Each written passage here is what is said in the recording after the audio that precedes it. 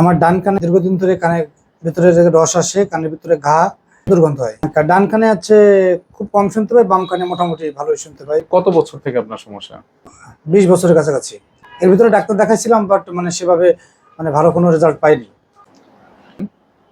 যে এখানে ভেতরে পুঁজ জমে আছে এবং ছিদ্র দেখা যাচ্ছে, কানের পর্দাটাও তার নর্মাল পজিশনে নাই।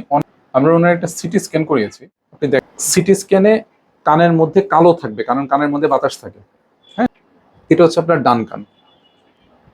ব্রেইন, মাংস দেখতে যেই কালার, এই হাড্ডির ভিতরের কালারটা সেম।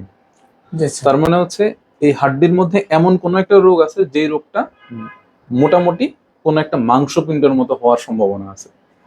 এই ব্রেনের অংশটা ভাগ করে এই পাতলা হাড্ডিটা দিয়ে।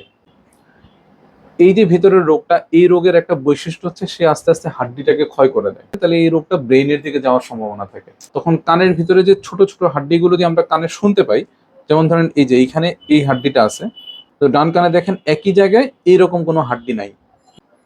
এখানে হাড্ডিটা আছে, এখানে হাড্ডিটা নাই। জি স্যার। তার মানে এক্সপেক্টেড হচ্ছে যে এই হাড্ডিটা হয়তো আপনার রোগের কারণে নষ্ট হয়ে গেছে। বুঝতে পারছেন? জি স্যার। এই যে নষ্ট হয়ে যাওয়াটা, এইটার কারণেই মানুষ আসলে কানে কম শুনতে পায়।